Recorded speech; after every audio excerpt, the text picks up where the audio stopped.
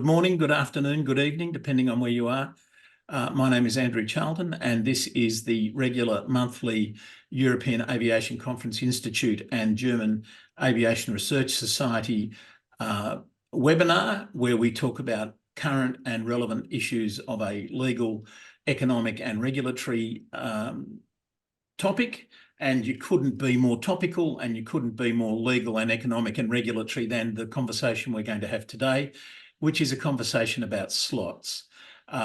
What has prompted the conversation, apart from the fact that talking about slots is one of those things that we need to do, and we seem to do on a regular basis, is in fact because the UK Department for Transport has started a process of consultation on slots, looking at whether or not it's possible to change the slot rules, amend the slot rules, reform the slot rules. I'm not quite sure what the right verb is there, but to look at the slot rules again and to see what we're doing. And to help us in this conversation today, we have absolute slot royalty. It's almost impossible to imagine better people to talk about this. We have Brian Pearce, of course, for many years, the chief economist at IATA, and IATA are the keeper of the slot rulebook. But Brian is now an honorary professor at the University College London. And we also have Mr. Dan Elliott, who is a founding partner of Frontier Economics. And I know both Brian and Dan have done enormous amounts of work and enormous amounts of conversation about slots, and indeed were engaged in things like roundtables at the OECD and so forth. So we couldn't be in better hands. We couldn't ask for better people to be talking about slots. Brian, I'm coming to you first, and I'm not trying to have a dig at the IATA-ness of this, because IATA is the keeper of the slot rules, but not ultimately the owner of the slot rules. What do you think motivated the Department for Transport to start this consultation? Are we trying to find Brexit benefits, do you think? Yes, I think there's an opportunity to look at, previously the UK was governed by the EACI regulation 95/93, which is largely based on the current worldwide airport slot guidelines. And in fact, I should really correct you.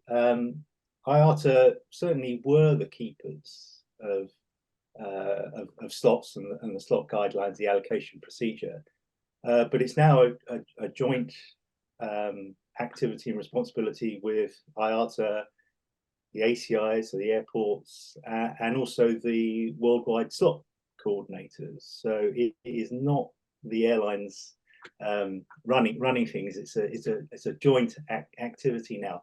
But sorry, Brian, just to pick you up on that point. Yes, thank you, and I agree with that, and I stand corrected. I accept that. What's interesting about the gang of three you just mentioned is that they're industry. None of them are regulators.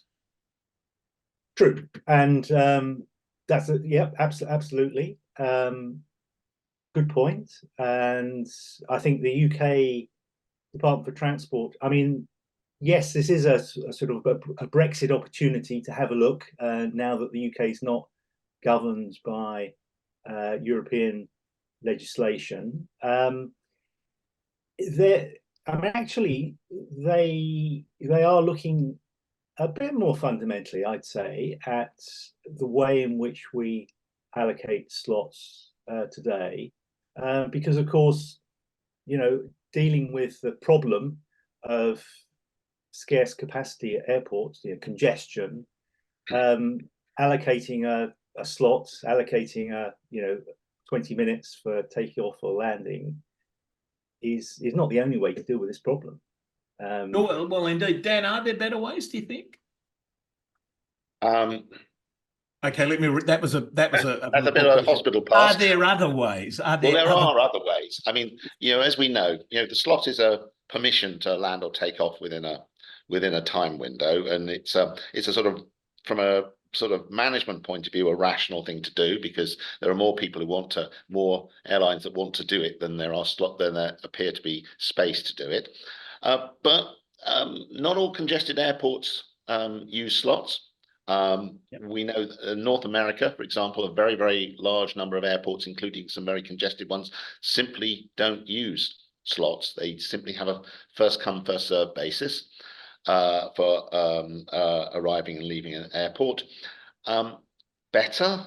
Well, there's some debate over that. I think that's diving into details. Has quite material consequences for the way an airport runs, and on the whole leads to a much higher level of delays than we see at European airports. Sorry, just to be sure, you're saying failure to have an organised slot regime creates delay? Yes. Right. It does. I mean, and there's an economic argument. It's not actually an economic. It's not. You put me on the spot of making the argument. It's not an argument I would necessarily strongly support. That says, delay behaviour is something you can observe. It affects the value of the service, so it gets priced into the market price, the ticket price of the service. Passengers can choose whether they want to fly at a particular price, and so in some sense the whole thing gets internalized. It's sort of debatable. I mean, I think there's two levels to that. One is debatable because although it might get internalized up to a point, you still can't choose between, you can't have some airlines deciding to arrive on a first come, first served basis and another with slots. So you can't choose between the high delay, lower price or the low delay, higher price option. I'm going to come back though. I'm going to come back, Brian. You've walked past a door, which I'm going to go through, but I'm not going to go through yet, that talks about whether or not we should be putting a value on slots as to, of course, and pricing them. But before we get to that, I've sort of jumped straight in, and I'm assuming that this is a dumbed down free zone and that our audience understands fully the intricacies of slots, or certainly most of the intricacies.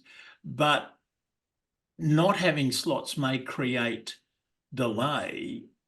Does having slots create competition, or would not having slots create more competition? Brian, you got a view on that?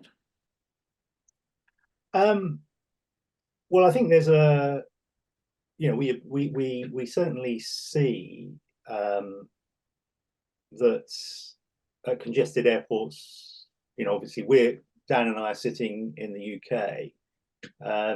You don't see much turnover of slots at the congested airports, Heathrow and Gatwick. And one of the issues is also that, as well as the fact that you don't see many slots appearing in the pool, which is where new entrants would come in to get them. I mean, you did a few years back, but because congestion has reached the point where actually slots are being utilized, almost 100%. There's very few appearing in the pool for new entrants. And actually in the UK, the other difference is that you can actually trade slots for money. So there's a secondary market, which has been gone through the court, so it's legal, but actually not very much is happening. And I think that's one of the things that concerns the Department for Transport. They are worried that actually the markets for slots and the ability of new entrants to get in, might not be working as well as I think they would like to see. More happening, more dynamism, more slots appearing, either to be traded on the secondary market or in the pool.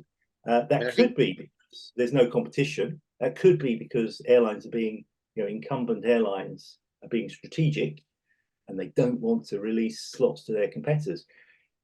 But it might also be because we've actually got an efficient allocation. Because if you're running a hub and spoke network, actually a concentrated group of slots helps you serve lots of destinations, and in many cases, an extra slot, the marginal slot, is worth more to that hub and spoke airline than a point-to-point competitor that might come in. If I may, see, Andrew, in answer to your question, would would liberalizing slots create more competition? It's actually complicated, not entirely clear. Firstly, there are three instruments here that one could discuss.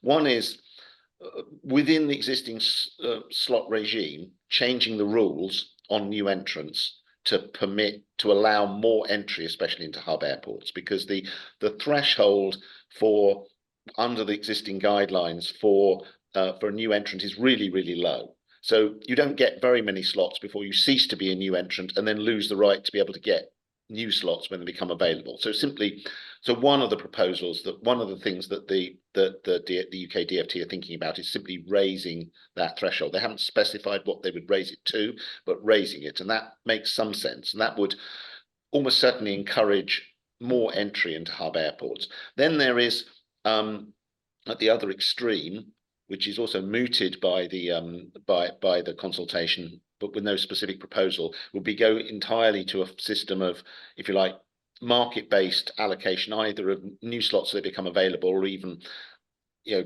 mean, it doesn't go as far as this, but actually reallocating slots, by some form of auction, and that could encourage new entry, but actually, as Brian says, it's not entirely clear that it would.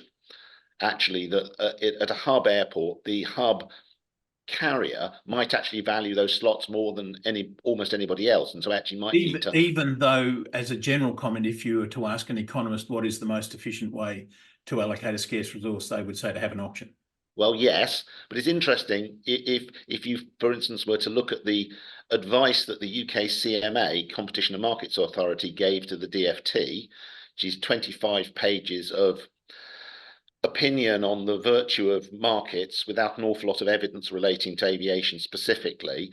They get to the point where they say, yes, all of this is great. We believe that markets are good, but we can see this slight problem that the hub carrier might hoover up all the slots. So we might have to introduce rules to stop them, which then you're in a slightly weird world in which you've introduced a market, which you've then handcuffed to prevent it working because you think that it will have unfortunate consequences. So it's hard to predict exactly what would happen in that auction world. And to be clear, no one's conducted an auction on that scale for of this complexity. So there are auctions for, combinatorial auctions in telecoms, which have some similarity. Yeah. But I think the level of complexity is very, very different. And we definitely want to see us run before we walk before we run on that if we I think you put the cart in front of the horse there. I put the cart in front of the horse, exactly. And then, of course, there's the third point, which Brian also mentioned, which is a very interesting, I think, proposal in the DfT's consultation, which is to beef up the secondary market. Saying, well, if we're not sure what we can do with a primary market with auctions, we can go so far with an administrative approach to encouraging entry. Can we beef up the secondary market? And they've got some really interesting proposals about transparency and creating a platform where slots have to be traded. Because as things stand, there are trades in the UK, but not many, and it's very difficult to establish what the price was because they're all done as private trades. And none of them are public. None of them are public. Exactly. You can only work it out by, being a complete geek and checking through the schedules and seeing who used to fly at this time, it's so now you can't necessarily find out how much money changed hands. But unless someone slips it in at the bottom of a note in their annual report or something like that, which is how the original court case of which Brian referred came to light. I speak because I was involved in that court case, as a matter of fact.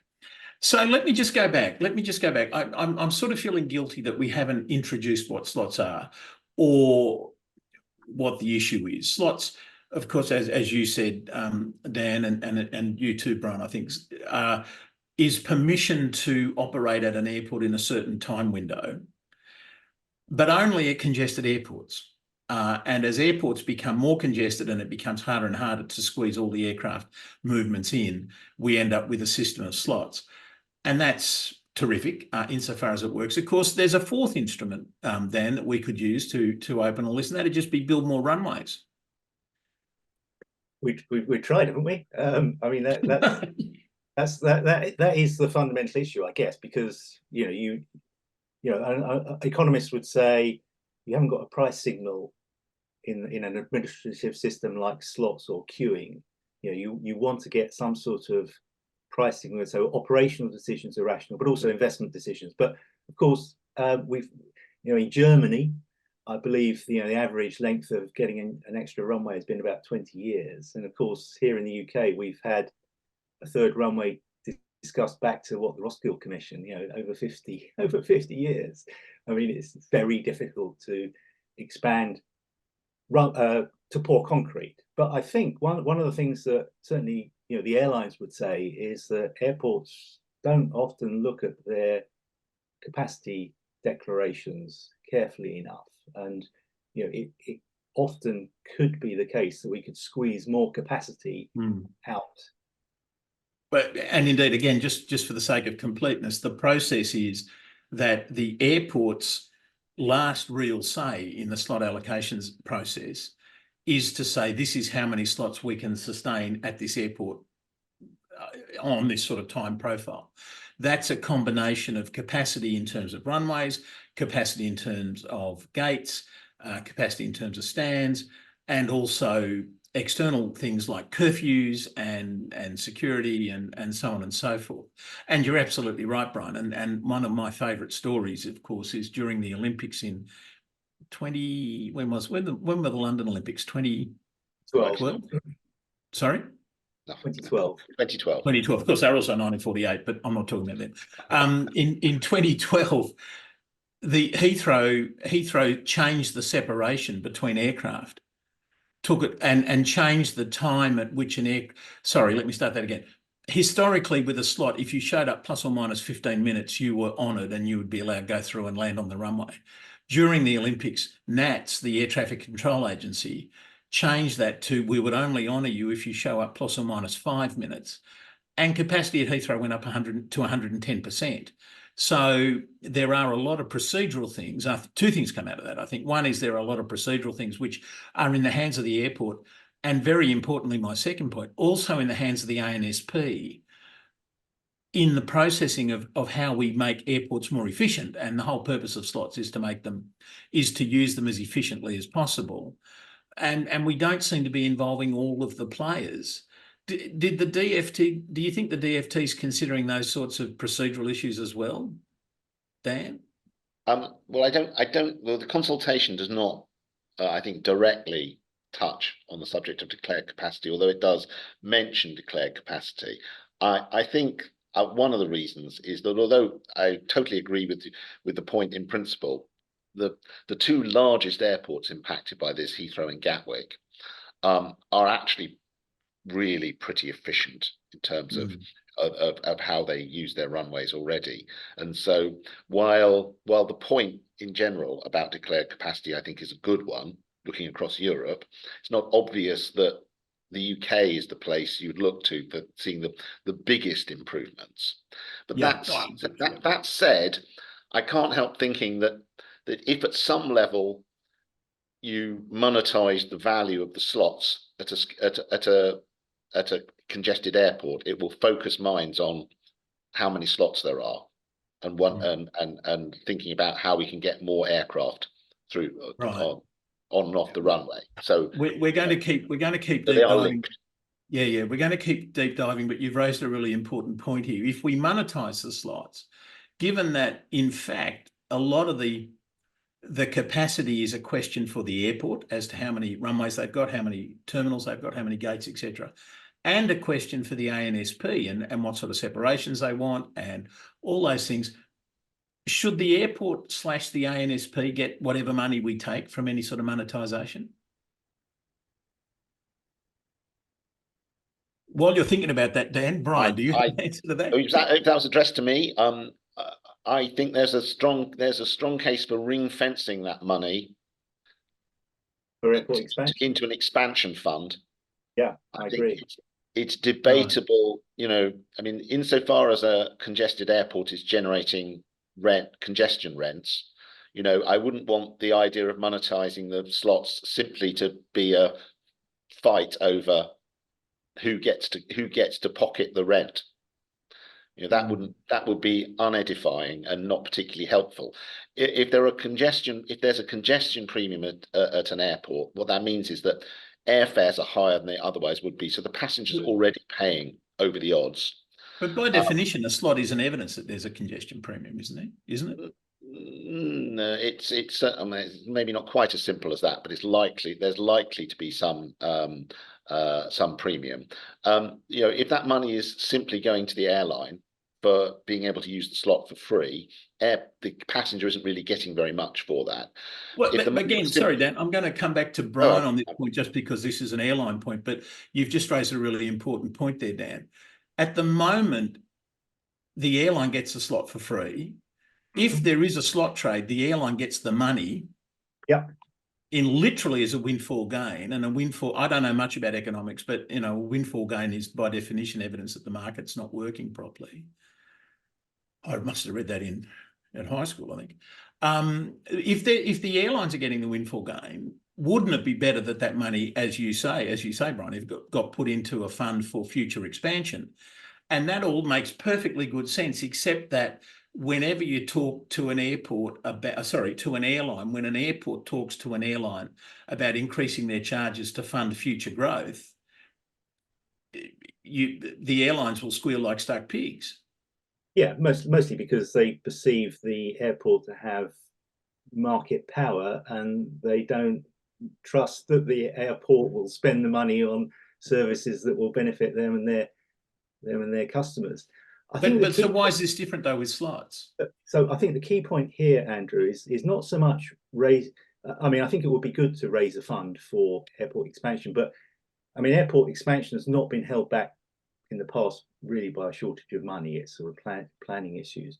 But I do think it's important that we get the scarcity value of those slots taken into account in airline decisions. Right. So how do we do that? How do we do that, right? Well, let me just carry on that point just for a second, because Dan said that the London airports are used pretty efficiently, and certainly if you look at the slot usage rates, they're close to 100%, well over 90%. So one of the DfT proposals is to change the 80-20 rule. I'm not so sure that that's really the sort of the key thing here. Agree. But if you got airlines to sort of recognise the scarcity value, then I think what we're really concerned about is that the best use is being made of the slot. Not necessarily that it's being used 100% of the time. We don't want ghost flights or small aircraft flying these slots, but we want the best value for the consumer, for business, for the wider economy. Now, how do you get that? The DfT have got some proposals in saying, oh, well, we need to educate people on secondary criteria, and we need to give the Secretary of State powers.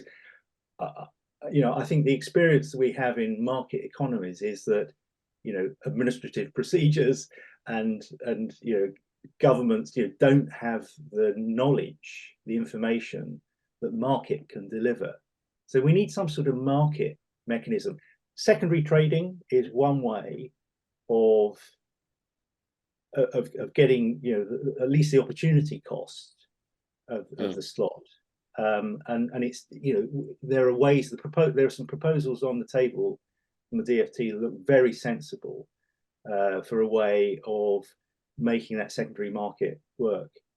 You could even consider some sort of charge for when airlines don't use the slot. Right, a penalty. So sorry, Brian, just before we go down that little bit, I do want to go back though. I mean, like you'd never left IATA. The moment I said airlines will squeal like a stuck pig, you immediately changed the subject and went back to saying we don't trust the airports. What is different about having a fund for airport expansion from money raised in advance, if you like, compared to increasing the charges, say you build a new runway? Well, I'll dive in. Go on. I don't think it is different, Andrew. I don't think it is. Sorry? It is different. I don't think it's different. I think I the don't airlines know. will That's my point. squeal like the airlines will whinge like stuck pigs. Well, the airlines were not going to be happy under any circumstances. Oh, Right. that's a man. I That's think, a goes I without think, and saying. I agree with Brian's point that the expansion is not held back by lack of capital. You know, there I is hear no that point. shortage of capital for investing in the London airports. It's a huge political issue, really not straightforward. You know, that getting it over the line is not, but it's a fair, for me, how you use that fund is more a fairness point, that the passenger is already paying for it, not the airline. Passenger is already paying for it, and having already paid for it, and the money has gone, broadly speaking, like it or whether they like to admit it or not, to the airlines, then paying again for the expansion feels wrong. Okay, so let's it becomes asset pre-finance. It's exact, you know, by putting it into a fund, basically that premium becomes a form of asset pre-finance. Okay, so let's dig into that. Let's dig into that. And it may well be that I'm about to say two things which are the same, but we've sort of got two themes running, if you like. One is how do we improve competition? And then the one you've just raised, which is how do we improve fairness? Now, it might be they're the same. If you dig down deep enough, I'm not sure. But we've sort of talked about the possibility of charging on a per usage basis. We've talked about an open secondary market. Although, I mean, my personal view is how do you have a secondary market if you don't have a primary market? I'm not 100% convinced I know how that works. The third thing we've talked about was auctioning and either 100% or 10% per annum every 10 years or whatever, so you turn it over. And then, of course, there's the administrative procedure that we have within the Commission and within the slot rules, which have since been uplifted in a number of other places, which is the new entrant criteria. Right, so that at least we let new entrants get a better go at what's coming on. And then once you've got the new entrants, where do you set the thresholds and who's defined as a new entrant? And I should add that in the good old days of 95, 93, a new entrant was you had no services, and then you got to, I think, 2 services a day. Now it's up to more than that. But, you know, we need to, where those lines are, of course, is always going to be a debate. So, are there other means we have to deliver competition/fairness apart from those tools that I just mentioned? What have I forgotten? So I don't ask questions to people. I just expect you to answer. Okay. Yeah, no, I know, but I mean, I think what we're trying to achieve is the best use of the capacity here. Competition is a means of achieving that. Okay. But I think you know it's also true that you would, you know, if an airline's running a successful hub and spoke operation, you would expect to see a concentration of slots. You know, you just need to make what we want to make sure is that those slots are being used for the best means, not necessarily. I don't want to go too far down this rabbit hole because I realise these are crazy words to use, but best as defined by whom? And by best use of the capacity, do we mean having an aircraft on that runway at all times, or do we mean having a big aircraft on that runway? I mean, well, I would have said, you know, best as defined by the market. You know, you want something that's best for the use of the consumer, businesses, the wider economy. I don't think that's a decision that a slot coordinator can necessarily make. Or is it a decision the airline should make? Or the airline, right. No, but the airline typically operates in a competitive market. So yes, competition is important. But what I'm saying is that you're not necessarily going to get, you know, a lot of airlines at an airport won't necessarily, you know, one of the problems we have at Heathrow and Gatwick is that we do have other airlines operating there apart from the incumbent, but they're subscale. Yeah. One of the interesting developments has been the entry of JetBlue, who, you know, potentially could be a serious competitor on transatlantic markets. But as we've perhaps, you know, it's already come up that, you know, they're no longer a new entrant because they've got some slots, but they can't get any more from the pool because they're no longer classified as a new entrant. So that is one reason why the DfT proposal to, widen that definition is, I think, a very sensible one. And I think, to be honest, I think that's one thing that the airlines would support that, I would have thought as well. Well, that's a big call. So Dan, you were quite adamant that the 80-20 rule isn't the problem. Did I hear that right? Why did you say that? I think a lot of focus went into the 80-20 rule during and after the pandemic, and I suspect a lot of that was a very time limited problem. So Brian mentioned ghost flights. You've not got to go. There is not an issue of ghost flights at Heathrow or Gatwick. In normal operations, that the ability to fly in and out of those airports is far too valuable to be moving empty planes around.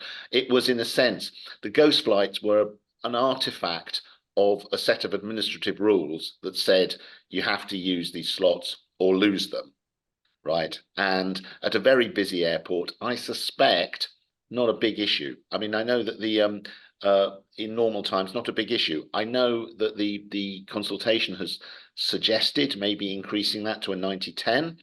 I have a feeling that will not really make a huge difference to this.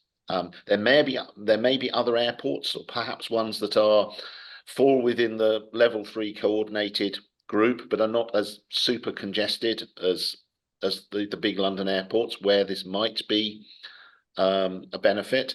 There are certainly times. So, I mean, the consultation itself suggests that the Secretary of State should take on more powers to be able to flex the rules in emergency circumstances. And that, another pandemic might be one of those things where you simply say, well, a more flexible system at times where things have just gone weird, bluntly, is might be sensible.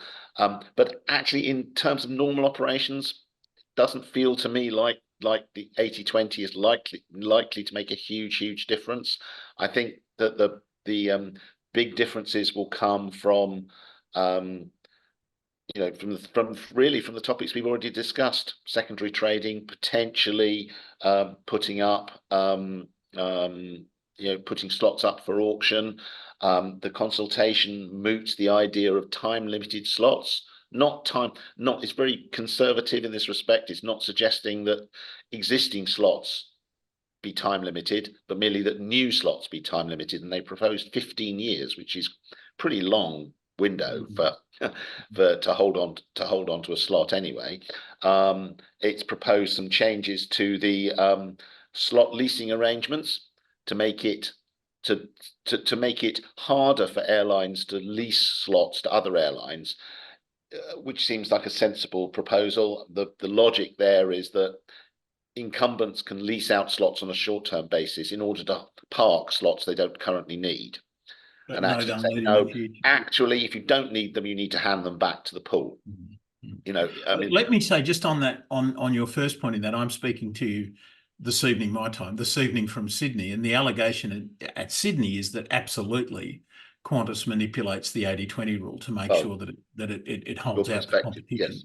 As you said, and I think Sydney Airport's probably as congested as Heathrow, given the curfew and everything else. But so I don't think it's just tinkering at the edges when we have an international pandemic thing, but the allegations are certainly out there and are always out there.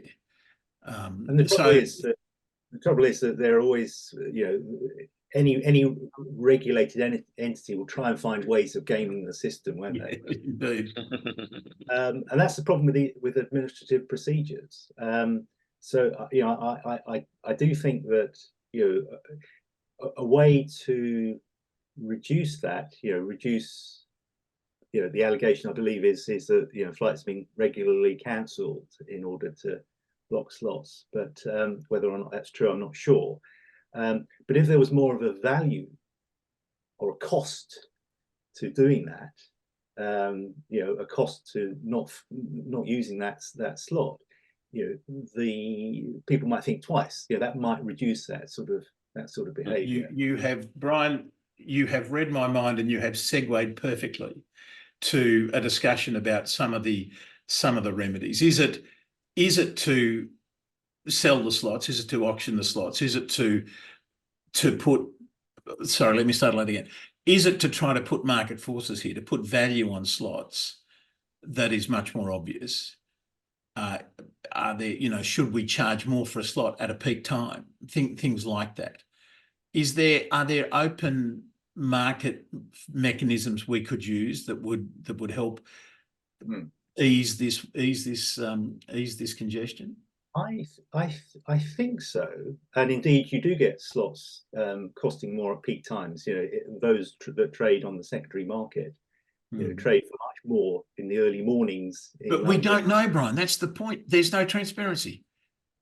I mean, you can dig out those numbers, but I do agree that more transparency and some of the other proposals from the DfT, for instance, having a slot register or a trading platform, which will, those measures would bring potential buyers and sellers together, and should in principle make the market much more efficient. I agree, transparency is an issue with it at the moment. But the slot register, I mean, at one level, the slot register is the schedules, isn't it? I mean, you just go to OAG, that's the slot register. It tells you who's got slots. It tells you who can operate flights at an airport like Heathrow or Sydney. I think they're referring to those that airlines are willing to put up to trade.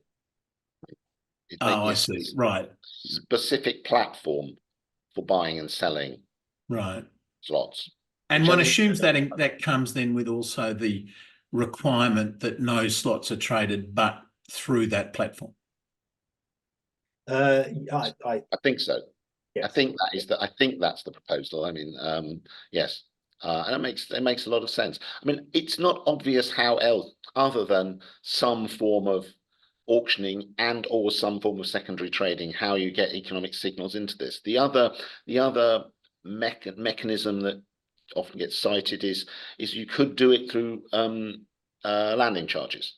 So if your runway is congested, right, you really have a simple charging scheme at your airport where you just have a landing charge, right? So it's an incentive to get as many passengers on a movement as possible. And then you could have peak charges and off-peak charges to reflect the congestion at different times of day. And then get rid of slots altogether. Is that what you're saying? No. You'd probably still have slots, right? But you would have more of an incentive for the airlines to in a sense swap around at the very least slots, because if they didn't want to pay the peak charge, they were prepared to fly at a cheaper time of day. They could trade slots for that. The difficulty with this, I was going to go on and saying, is that firstly, those charges will still essentially be administratively set. Yeah. Actually suggesting that it's Brian's point, suggesting that they really reflect the difference in value between peak and off peak is speculation. I mean, no, you don't have the information to actually set those charges correctly. If we're talking specifically about Heathrow is price capped, more or less. If it puts the charges up in the peak, it has to reduce the charges off peak. It doesn't do anything about if you like, reflecting that congestion premium that passengers are paying. It just moves money around a little bit, so it doesn't really have a particularly strong incentive property. Indeed, I also suspect that the if you like, the substitution elasticity between peak and off peak for a lot of operations is pretty low. That there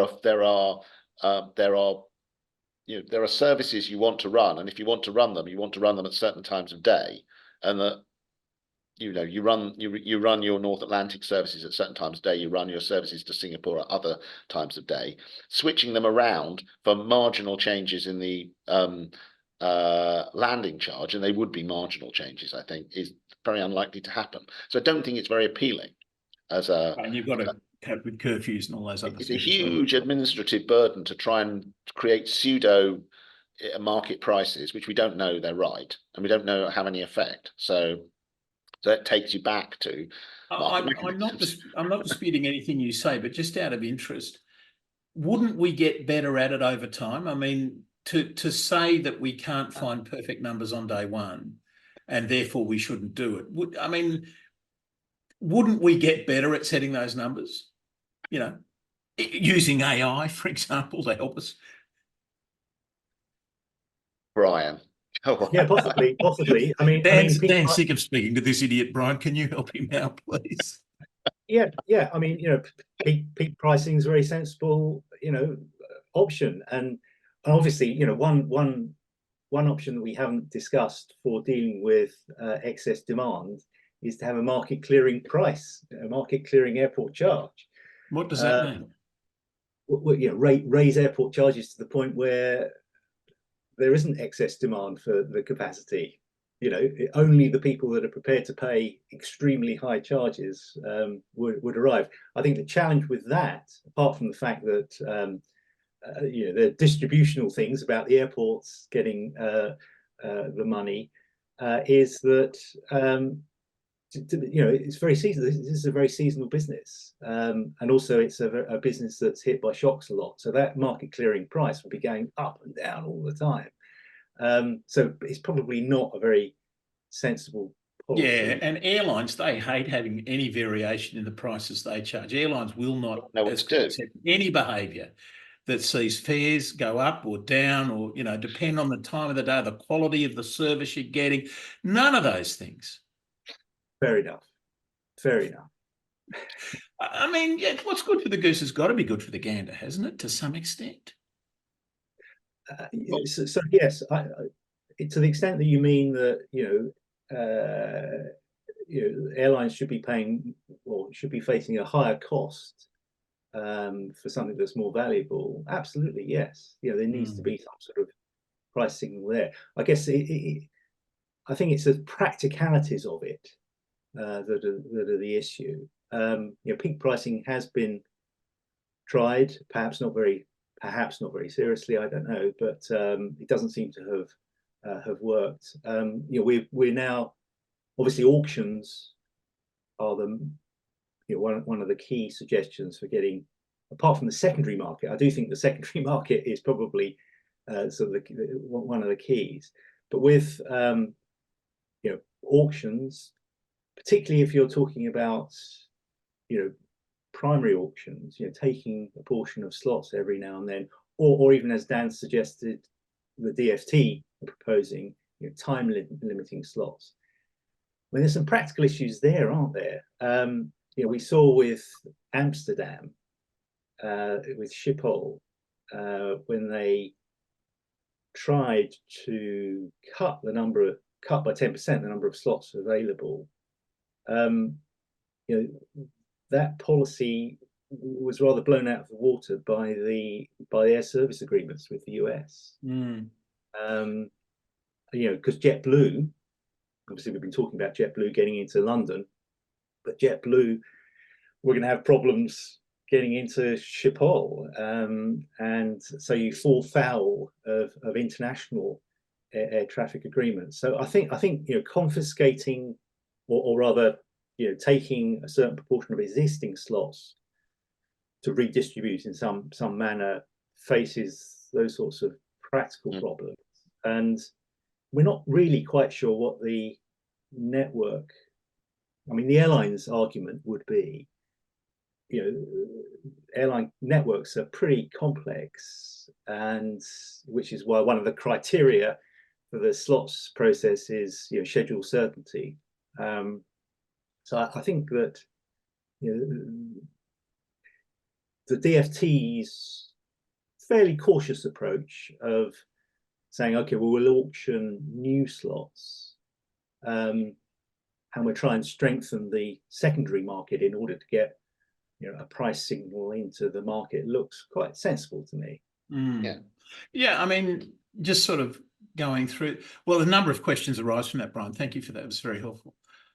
First of all, to what extent can the UK act alone? To what extent does this need to be done on a regional, or maybe even an international, a global basis. Is there scope for the UK to do this alone? Yeah. I mean, there's certainly scope at the administrative level if we're talking about the new entrant rule or the or even the 80/20 rule, things like that. There's definitely scope to go it alone. The platform for secondary trading clearly is possible. I mean, it's already the case the UK permits secondary trading for money, which the rest of Europe doesn't. Much you of know, the rest, yeah. so it's you know, so it's clearly possible to do these things. I mean, there is an ongoing discussion, untested, about whether it's feasible to auction slots at one airport without auctioning them everywhere. You know, I mean, as things stand, you have a administrative slot allocation process that has to happen pretty much worldwide on a sort of rolling basis, but coordinated in time. So airports, slots are reallocated, and then there are the slot conferences, and there's some jigging around and whatever in order. And it seems to me that you probably can do something similar with separate auctions and then secondary trading. So if you discover you bought something you then can't use because you haven't got the slot at the other end, however it was allocated, you can go back into the secondary market and sell it again or lease it. So I think they have a degree of flexibility to do something different. Yeah. Right. To what extent? I mean, one of the things that it seems, just listening to this conversation, is that aviation as a general, much of aviation is administrative and is determined by administrative processes.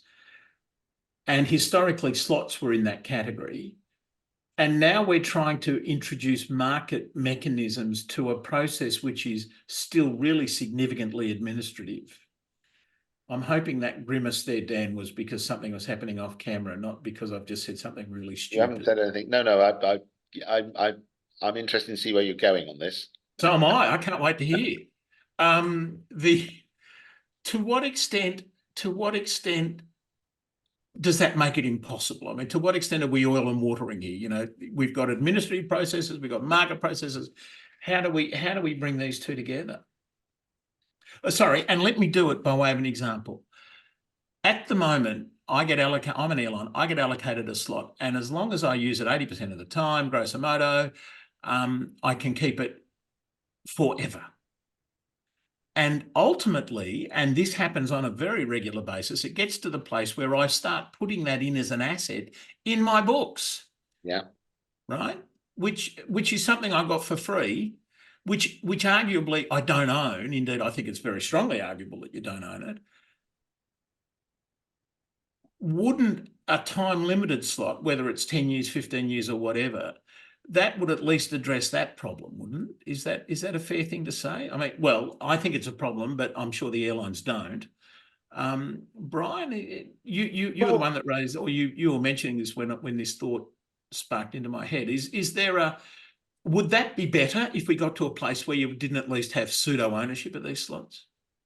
I mean, perhaps if that's the point at which we started, then yeah. I mean, you wouldn't design a system like the one that we have, but it would be very disruptive. I mean, airlines. You mean it would be disruptive if we chose to change it now? Yes. I mean, yes. So, I mean, airlines do have some sunk costs in routes, in terms of facilities at the airport, possibly in terms of aircraft as well. So, taking away slots, the consequences for the network and therefore for the consumer. To be honest, we don't know really at the moment, but they could be adverse. So I think the important thing is to try and get some sort of market mechanism into the system. We know that there are political problems with international air service agreements. We know that there are possibly these practical problems with the network disruption. I would have thought a sensible way forward, because we're in an administrative system at the moment, would be to improve that system. And there are some sensible things on the table, new entrant rule, and a few other things, but get a market mechanism, get pricing, make sure that people are taking decisions that are based, at least in part, on the value of those slots. And that would include, you know, selling that slot if they could actually get more for it than they're going to earn from it, which is what an effective secondary market should do. I mean, airlines clearly do behave strategically sometimes, but they're also commercial. They've also got shareholders pushing them. You know, so if something's sensible, if something's commercially sensible, you know, then that should happen. Yeah, it should happen. Should happen.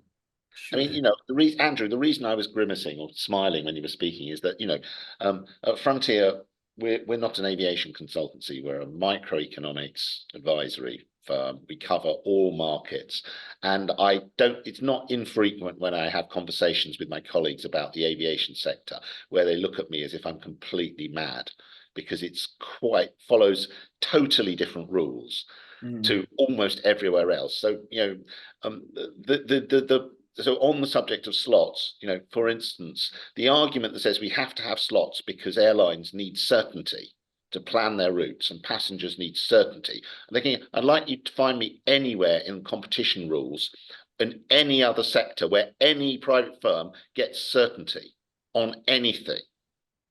That is not how the world works, but in aviation, it comes out as a, you know, now I mean, I would not for a moment, sorry, I'm going to sound, propose that it would be a good idea to cancel all slots and auction them tomorrow, right? You heard it here first, ladies and gentlemen. This is what Dan. Not, you know, the DFT's proposal of, you know, the new slots, which, let's be clear, are a really small number of slots becoming available, at least particularly until in the UK. you see you know, maybe, you know, Gatwick are looking at expansion, Heathrow's got the third runway, you know, they could be big tranches, but for the time being, it's not a large numbers of slots, but suggesting that those could be priced, that they could be time limited. I think it's an interesting experiment, which, as Brian says, introduces some market information into the system, which I think would be good, you know. And for me, I would think it would be a healthier situation to move towards a world where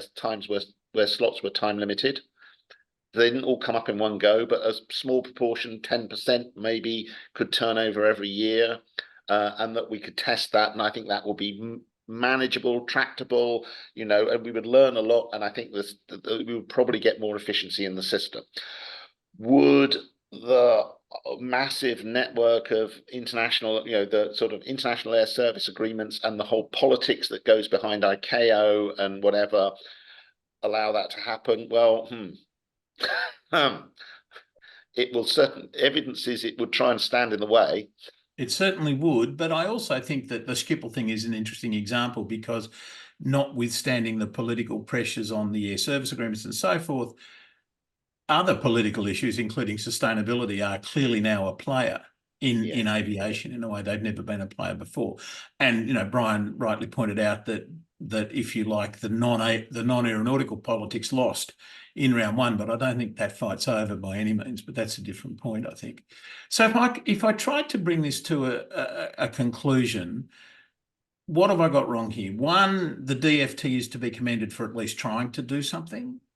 Two, you can't make wholesale gross changes in a system that, you know, you can't change the tyres of your car when it's driving down the auto route at 130. So you have to be very careful about how you do it.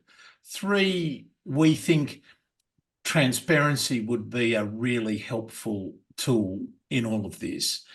And that's got to be transparency linked to mandatory participation in the transparent system, I think.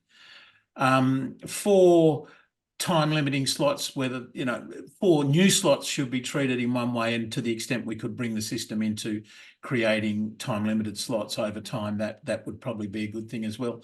And 5, yes, we do have, we are in favour of the sort of economic forces that would put a price on a value. Yeah, that's a good summary. Have I missed anything else? Is that, Brian? What did I miss in all that? That sounds good. Perhaps I should actually. I wanted to put in something for my former cargo colleagues. Oh, please do. Because I don't know whether you recall, the Schiphol episode, or the last year. The cargo airlines, Schiphol's really important as a port for air cargo, and cargo services seem to be getting poor hands once slots were being reduced. The passenger services seem to be perhaps more valuable to the airport. We're going to have an argument over this, Brian. The slots were completely neutral as to whether they were passenger or cargo. The airlines chose to sacrifice the cargo slots in favour of the passenger slots. Oh, okay, well, let's not argue about that point, but certainly there are other policies that impinge. If what we're trying to do is to get the best use of a slot at a congested airport, best use in terms of its private value to the businesses and passengers, but also to the wider economy, sometimes cargo could be quite important for supply chains, etc. And there are traffic distribution rules, not slots, but traffic distribution rules, which allow airports to say, well, we don't want any cargo only flights, which might be working against the highest value use of the slot. So policymakers perhaps ought to look at some of these other policies as well. Which interestingly, and I'm very conscious of the time for everyone, but brings us back to the conversations that we were having at the EACI last year in Luxembourg and the value of cargo. 35% of world trade travels in air freight, and yet we never value it properly. We never give it the right sort of value across the community that probably it deserves. I think that's a really helpful place to finish, actually, Brian, and I thank you for that, because it allows me now to say to you, ladies and gentlemen, that the next of these webinars, as ever, at 1300 CET on the last Monday of every month. The next one is the 27th of May. You will remember we've sort of been progressively building up from the topics of the EACI in Luxembourg last year. This time round, in fact, we're going to step forward one more step again, although we did, of course, tonight when discussing slots as well. The topic for next month is, does the new EU AI, artificial intelligence law, make aviation safer? It's worth discovering what the AI laws are, how they impact aviation, and what it is that we can do. We've got a terrific panel being lined up for that. I really hope you'll join us. All that's left now is for me, on behalf of you, to thank both Dan and Brian for what I think was a really very, very helpful conversation. And at this point, ladies and gentlemen, I wish you all a very good day.